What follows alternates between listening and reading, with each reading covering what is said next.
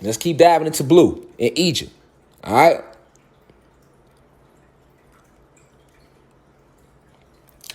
What does the color blue mean in ancient Egypt?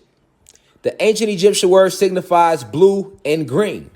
Why? Because most of us was blue, green, or red, with the majority of us being blue or green. And then a subset of us was red. Facts. All right. Let's keep going.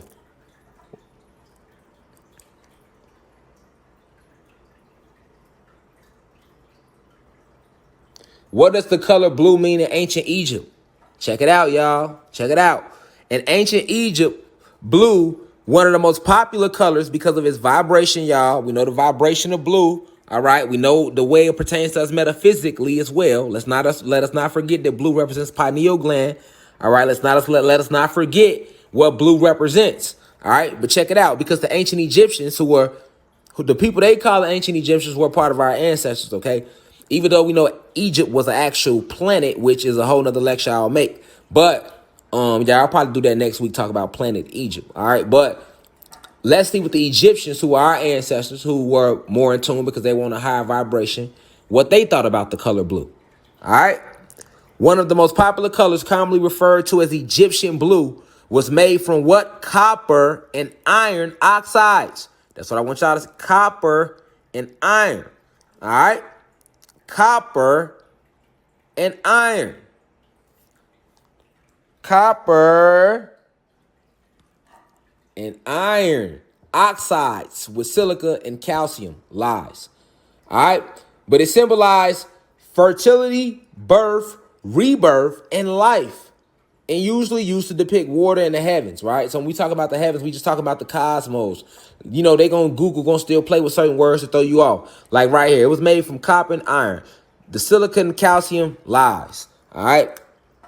Now, let's get deeper into it, though. Look at how many Egyptian paintings that your ancestors left of these blue gods. Egyptian paintings.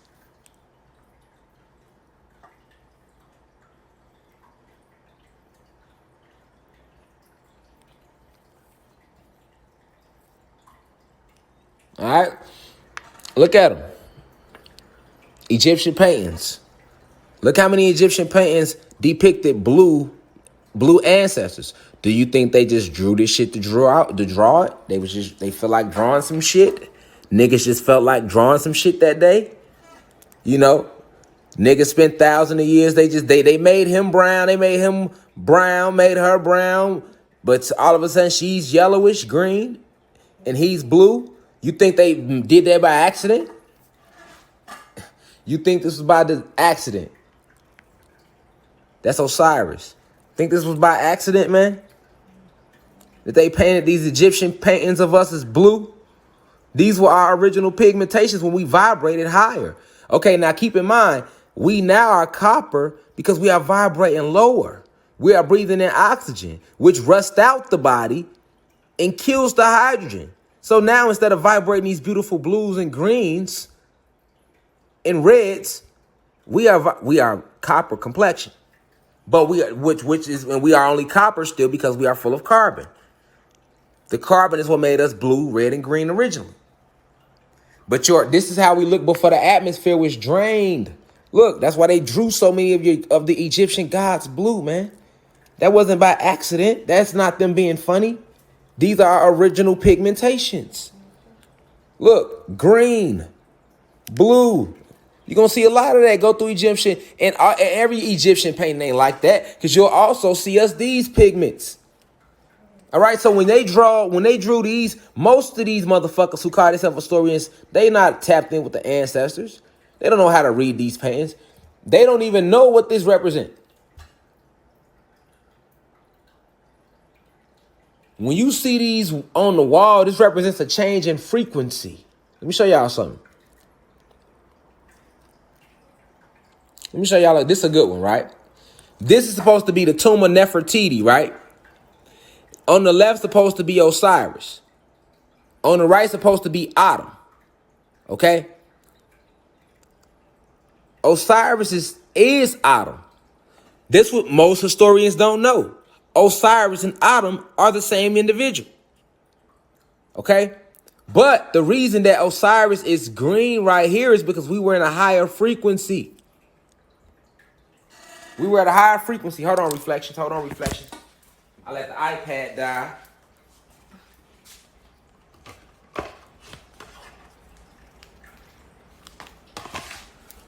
So, hold on. Let me let it come back on. But yeah, though, we were at a higher frequency, though. Hey, man, you pour me some orange juice real quick. Okay. We back. We back. We back. We back. Here we go. We back. Boom. All right.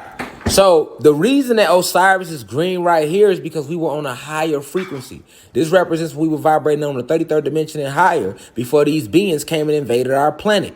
Now, right here, when you see them, this copper complexion, this represents after the fall, after they conquered us, after they came in, because they started spreading oxygen in the air.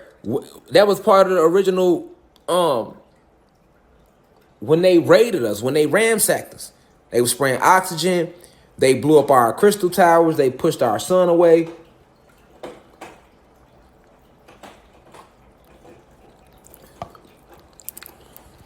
Well, our second sun away. Okay, so this represents a change in frequency. A lot of historians don't know that because they're not tapped in like that. So when you go to all these Egyptian paintings and you see them go from green and blue, and then all of a sudden this the same two people. But people reading this painting think this is 4 different people because they're not tapped in. I can read this because I'm tapped in. I'm divine insight. Grandmaster teacher of the 8th universe. So I'm just here to help enlighten and inform and remind you. That's why I came back. That's my entire mission. Yeah, I laugh and I joke, but that's just part of me helping remind you who you are. Okay? But notice right here, she's green. She's a lightish green, a yellowish green, and he's blue right here. But look, she looks like more royalty. You see? Royalty. Royalty. Right here. Now, this is still him, but now he's begging. Notice the 2 cups in his hand. He's begging now. He has his hands out as if he's begging. All right, so when the Egyptians was drawing these paintings, they was trying to explain to us because they knew telepathy. They knew that we would fall further in frequency, so they left paintings behind so that we could try to remember who we are. Okay, so right here, this is him. But he was on his throne at first, vibrating. He was blue. Then he fell in frequency. Now he don't have nothing in his hand. He got his hands out asking for stuff. This is what happened to us. With no throne to sit on, he's now standing up. This is your story right here, black man, Latino man. Right here. This is what this really means. This is our goddesses standing behind her God. 10 toes, for she created him to rule all. But now that he's fell in frequency, she's also fell in frequency. She's now, listen, right here, she's just as big as him.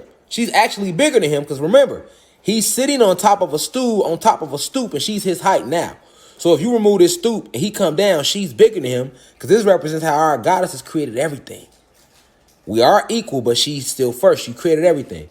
And look at her now. She's not even big as him. She's smaller than him, and she's behind him, and she's also fell in frequency. This is what this whole picture represents. But historians that sit here and just show you this because they don't want to tell you the truth. It represents a change in frequency. And you see this all through Egypt. Look. Same shit. Change in frequency, y'all. It's a change in frequency. Look at us, man. Look how big we were. That's why they showed you this. So we were huge. We were huge. Change in frequency. Now look at us. This is him at first. Then he fell further in frequency. Lost himself. Look, she's right here with him. She fell so far in frequency. Now he's standing there without her. She's not even in this picture. She's been completely cut off from him. This represents how the black man today and the black woman don't even get along. She fell in frequency, but she's not even in the picture no more. I can read all these off like this, but a lot of individuals don't know this, right? Just like when they show you this, when they showing you this, they're showing you the blue avians who existed. They not just showing you, your ancestors didn't just show you a god physique, 2 arms, 2 legs with a bird head for no reason. That's a blue avian. That's an extraterrestrial species that actually exists. But I'm going to save that for a whole nother lecture. That's a whole nother lecture, y'all. All right. So understand the power of blue, first off. All right. And the vibration of it and what it represents. Look at this. These beings exist. You think that your ancestors just drew this to draw this? That they was drawing shit to just... No. No.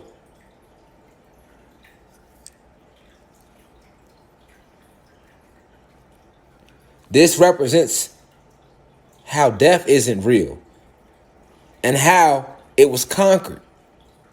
This is supposed to represent a dead God, but he's conquered that. These beings actually exist, though. All right? There's many beings that exist. That's why you need to study Egyptian paintings.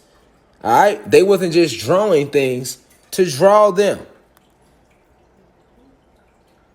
Okay? Whole species of them. They show you the species. Then they show you this. Look at the scales and the balance and the imbalance after the fall in frequency. All right? Most of these paintings is about the fall, y'all. And we're left behind for us to wake up with light codes in them. Okay? All right? So understand that. This is Osiris. Anytime you pull up any picture of Osiris, they're going to always show him green because he was green. All right? They're going to always show you Osiris in some type of green form if you kind of look him up. Look. They're going to always try to depict them green. Okay? You look up Osiris. Any pictures of him. Look. All these pictures that's supposed to be Osiris. Look. They always going to show them to you green.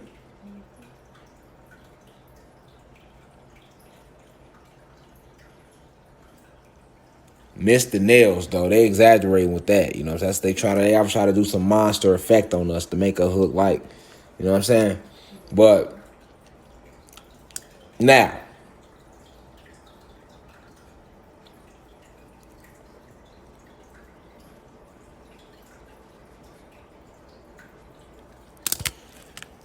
I want to pull something up on the screen, something else up on the screen. And I want to show y'all. Let me go to it.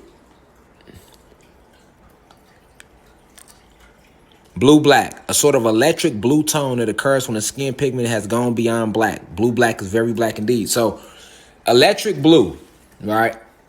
I wanted to show you that because electric blue is a scientific term that actually exists. And the blue is the highest form of electric impulse because of the blue flame. This is the Kundalini energy, y'all, that's rising right now in the community. The blue flame is what they fear. Okay? I showed y'all that. Now, this was floating around on the internet. I screenshotted this because I wanted y'all to see this quote that Manly P. Hall stole from us. But the quote goes like this. We are the gods of the atoms that make up ourselves. But we are also the atoms of the gods that make up the universe. All right? That's real. Let me read it again. We are the gods of the atoms that make up ourselves. But we are also the atoms of the gods that make up the universe. Now, everything at its base form breaks down to atoms. Now, why is atoms important?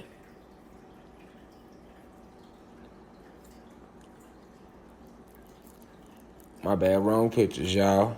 Why is atoms important?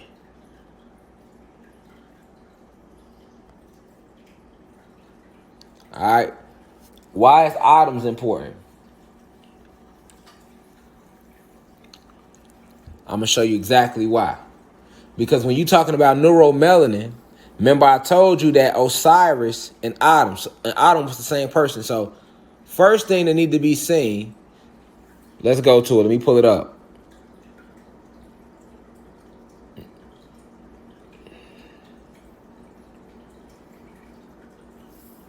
Okay. So, when you talking about blue, black, and you talking about neuromelanin, you need to understand that everything starts with atom. And it's 4 different atoms. Okay? And this is where it gets deep because the elites You know, this is how they really hid you from you. Okay? And how they fear this neuromelanin that makes you the God source. Okay? Now, let's start with Adam. The first Adam is spelled A-T-U-M, Adam. Egyptian, sun god. Also, he was the first Anunnaki to come to planet Kai. Let's go look up Adam. All right, let's go look up Adam. A-T-U-M, Egyptian god. Let's see what it says about Adam.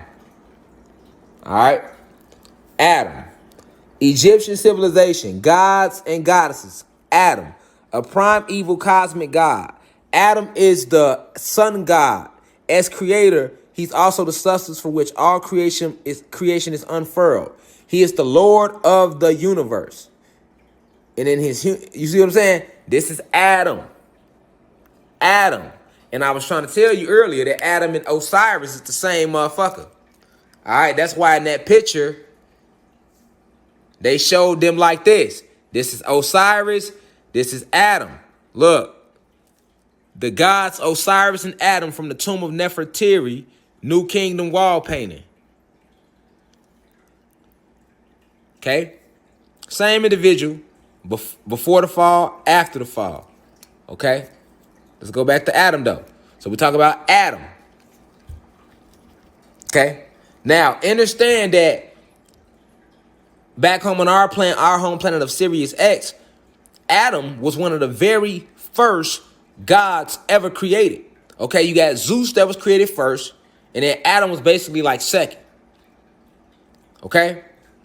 Now, Adam was also among the original 24 scientists that helped create the entire multiverse. This was Adam. Okay? Now, he's a black god, if you want to use the term black.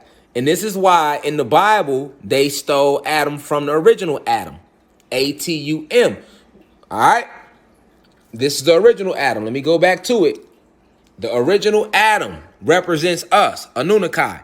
First to ever come to planet Kai. This is why in Egypt, he's known as... Let's click on him. In Egypt, Adam's name is thought to be derived from the verb which means to complete or to finish. Thus, he has been interpreted as being the complete one and also the finisher of the world, which he returns to watery chaos at the end of the creative cycle. As creator, he was seen as the underlying substance of the world, the deities and all things being made of his flesh or alternatives being his Ka, aka Ka meaning chi or ki, Kai. All right? Anunnaki, his Kai. Another word for Kai is chi. Okay? So that's what the chi represents, the life force. Okay? So this is Adam. This is Adam. This is another reason why they fear the blue-black. All right? When you talk about blue-black and neuromelanin, and Adam being the second oldest of the gods ever created in the masculine form, because the first beings created was all feminine beings, Anunnaki goddesses. Then they created the first 24 scientists, which were all male deities, which were your first Anunnaki gods, with Zeus, a.k.a. Satan, being the head scientist. He was the first one created. The second one created was Adam. All right? So after we created the whole universe, I was also one of the original 24 scientists. All right?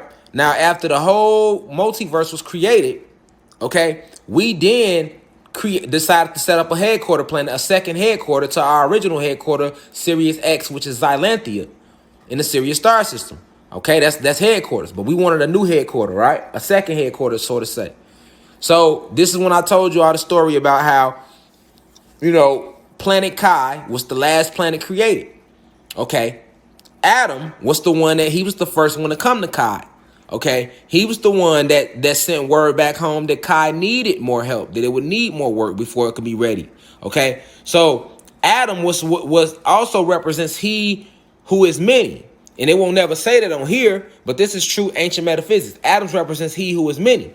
So when they tell you in the Bible about how they told God told them go be fruitful and multiply, that's what the goddesses told to Adam back home on Sirius X. And Adam is a black god, an Anunnaki god. So he looks just like me or any black man or Latino man you see walking around. Okay? So, you know, when they depict these guys in Egypt, they always want you to think they these outer worldly characters. They don't just want to show you regular black people because they don't want the truth to be out there. But that's their we are the gods and goddesses of ancient lore. Okay? So Adam, once he got here to Kai, he broke himself up into many pieces. Okay? He multiplied, even giving some of himself to Kai to form the planet itself. That's why to this day, planet Earth actually has atoms in it. Okay, and not only Earth has atoms in it, but every avatar that was later created on the planet Kai, which we now call bodies, are composed of what? Atoms. Okay, this is why the body has atoms. Okay, so you could say that Adam, being one of the original gods, is an ancestor who has broken up a piece of himself as in a little bit of everybody's avatar. And not just everybody's avatar, but the planet, the plants, the animals, and the planet herself. All right? Because this is what he chose to do in the beginning. Okay? He who is many. The be fruitful and multiply, that's what that represented. But though, he was hidden, he has been hidden from you. All right? And then they talk about him in Egyptian, you know. They talk about how he was basically the creator. Okay? So that's us. And that's why the Egyptians depicted him as at the least black. Okay? So that was Adam. But it was many gods and goddesses. Remember that. It's just he was one of the original 24 male gods created. And he was the first one to actually come to Kai. All right? That's why in Egyptian lore, he's looked at as the first one to come to Earth. That's why he's called the Lord of the universe. Okay? That's the real Adam. Okay? Now let's keep going. It's 4 Adams. Now the second Adam is Adam, which is God's first creation in religion. The one who they tell you, hey, God made Adam and Eve and blah, blah, blah, blah, blah, blah. Okay? This is the European, the Eurocentric, the westernized version of the true story of Adam. And, you know, meaning Zeus created human beings. So the story of Adam and Eve in the Bible is the story of the human beings being created, but they stole the name Adam from the original Adam, which is one of the original gods, Anunnaki gods, and the very first to come down here to Kai. Okay. Now the third Adam is Atom, Atom, meaning smallest unit of ordinary matter. Everything breaks down to atoms at its smallest form. Why? Because everything has a piece of atom in it. Remember, Adam means he who is many. So when they told you in the Bible this story of God said be fruitful and multiply, no, the goddesses said that to Adam. They told him to multiply, be fruitful and multiply. And he multiplied within himself, okay? Because this is the gift that was given to him. He broke himself up into many pieces, meaning he put a piece of his energy into everywhere to make himself omnikinetic, omnipresent. So this is why to this day we have atoms in us. Atoms is in everything. All right, let's look it up. All right, and they know this. So they had these 4 different meanings behind one word. And this is all a part of their spelling to trick you away from neuromelanin and blue-black. Atoms. An atom is the smallest unit of ordinary matter that forms a chemical element. Every solid, liquid, gas, and plasma is composed of neutral or ionized atoms. Atoms are extremely small, typically around 100 picometers across. Now, remember I told y'all, what are the 4 phases of matter? Solids, liquids, gases, and plasma energy. All right? The lowest vibration is solid as you move up in vibration. Once you go into the plasma realm, you're going into the quantum realms. All right? Cosmic realms, okay? So, atom is the smallest. Why? Because he put a piece of himself in everything. This is what the atom really is symbolic of. This is also why if you click on atom in Wikipedia, right, you'll see how intelligent atoms really are. So that'll let you know that atoms is not just some shit floating around in your body. Okay? An atom is the smallest unit of ordinary matter that forms a chemical element. Every solid, liquid, gas, and plasma is composed of neutral ionized atoms. Atoms are extremely small. They are small. They are so small that accurately predicting their behavior, keyword behavior, using classic physics as if they were tennis balls, for example, is not possible due to quantum effects. So what this means is that they behave like fucking they got their own brain. All right, now let's keep moving. Every atom is composed of a nucleus, okay? So every single atom in you has its own nucleus and one or more electrons bound to the nucleus. The nucleus is made up of one or more of protons and a number of neutrons. Okay, so we're going to find out. Now, let's keep reading. Only the most common variety of hydrogen has no neutrons. Remember, hydrogen is what we originally breathed. This is why it doesn't have any neutrons. Now, let's find out what they say. More than 99% of an atom's mass is the nucleus. Okay? The nucleus is the brain of the atom, y'all. So atoms have brains called nucleuses, y'all. All right? And like this how atoms have intelligence. You get what I'm saying? Because your ancestor Adam did this. Okay, now, they can't describe this, but this is the true reason why. Now, check this out. The protons have a positive electric charge. The electrons have a negative electric charge. Okay? This is why opposites attract. Positive, negative. This is why it's duality in all things, y'all. Because all things have atoms in it. And an atom has a nucleus. And when you get down into the nucleus, which is the brain of the atom, it has a positive and negative charge. So this is why I told you it's duality in all things, even down to the atom. Okay? All right? Come on, man. This shit get deep, man. Come on, man. This shit get real deep, man. They don't want you to, you hear me? So this is Adam, though. We talking ancient metaphysics, y'all. Hidden history, y'all. Hidden history, y'all. Now, let's look at the last Adam, which is Adam. So you got Adam, Adam, Adam. So you got Adam, the real God, us. First Anunnaki, one of our brothers. Then you got Adam, right? Then you got Adam, which is in a chemical compound, right? And then you got Autumn, like fall. Now, what is Autumn? Autumn is the fallen god who became a principality in Zeus' army after she fell in frequency. All right? So let me show y'all. A lot of y'all don't even know that autumn, what you thinking is a season, is not a fucking season. Okay? Let me show y'all something. Let's go to it.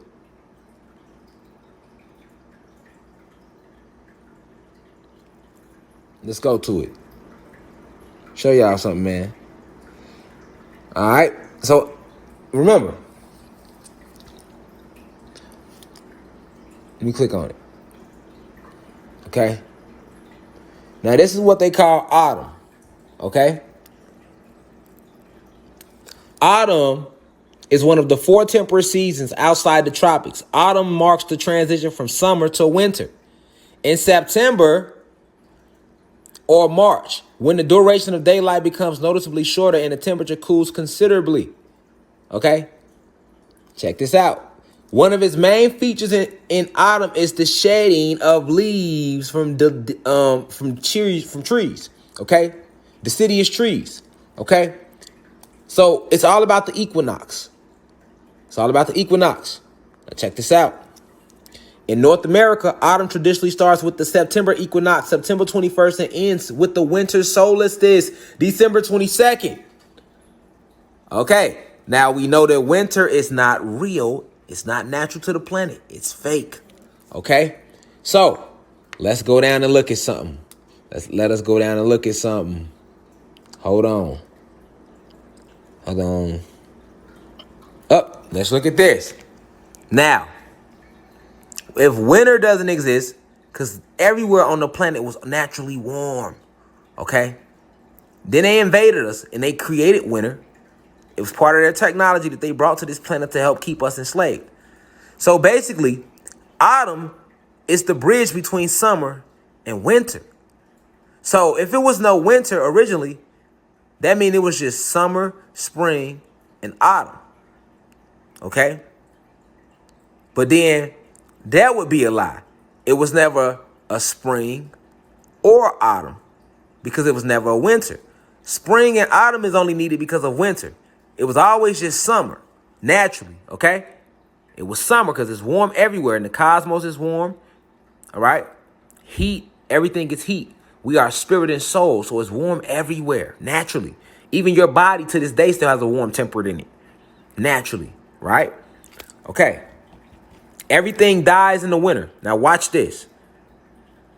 Imagine it just being summertime year-round. There's no winter. Okay, if it's no winter, you can't have a spring because spring is there to bring you out of winter. So in spring, everything starts to what? Be reborn again. It begins to spring back and grow back because it died during winter. Okay, so it would be no spring. Now let's look at autumn. Autumn wouldn't be there at all because autumn leads you into winter.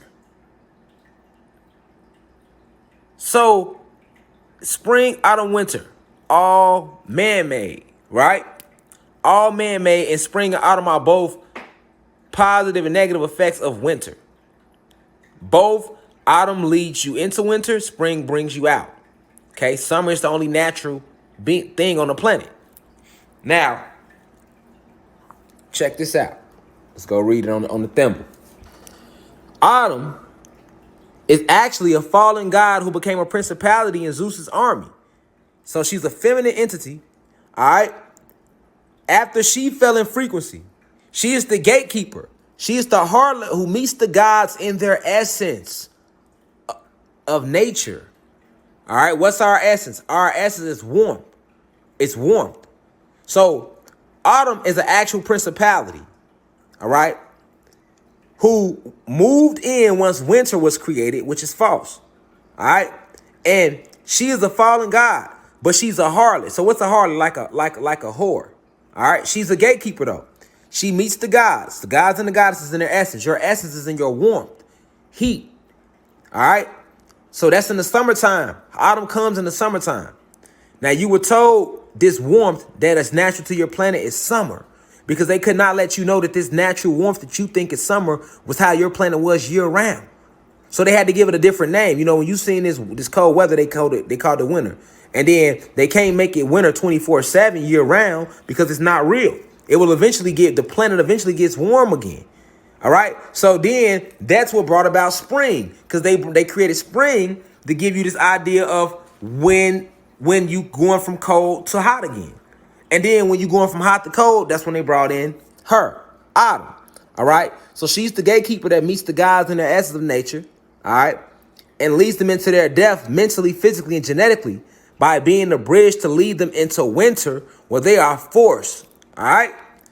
To serve pagan gods like Jesus, as well as have their land and DEA froze. Now, that's imperative that you get this line about how she destroys you mentally, physically, and genetically.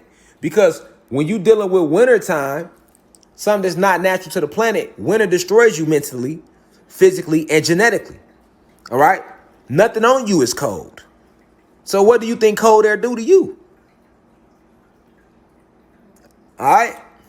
So most individuals worship her when we celebrate these holidays in between her equinox. That's what Halloween is about and Thanksgiving. That's about celebrating the autumn equinox. Because the winter solstice doesn't begin December 22nd, and that's when autumn ends. Okay? This shit get deep. This is all ritual too. This is all ritual, and this is all based around, all right, to destroy this truth, this hidden truth that they left behind, these secrets, all right, which is why even today you gonna get slack when you this dark, or if you just got carbon in your skin, period. So now, as a result, carbonated beings all over the planet, all over the realm suffer today from these oppressors because of this neuromelanin that we possess that they are trying to kill off and hide. This is why the lecture I gave on DEA was so important yesterday about Mark Henry. Okay? Now, what I want to connect to y'all even deeper is this character that they came out with, and he was all about us, named Dr. Manhattan. Okay? Notice he was blue, right? Because this is the power of blue. Dr. Manhattan is all about the gods and goddesses. Look at his abilities. Dr. Manhattan is a fictional character who appears in comics, in DC Comics. He is considered the most powerful superhero in all the comics because he possesses unlimited powers. And what color is he? Blue. Dr. Manhattan is all about what happened to us when the Kundalini energy fully rises at 100%, y'all. Go watch Dr. Manhattan comic books and read about them. This is all about our DEA and what happens to us when we reach 100% Kundalini activation, y'all. All right? Now, it's no coincidence that the most powerful superhero in all the comics is blue as fuck. Okay? Now, let's go down to his fucking powers though. Okay? Because this is all in your neural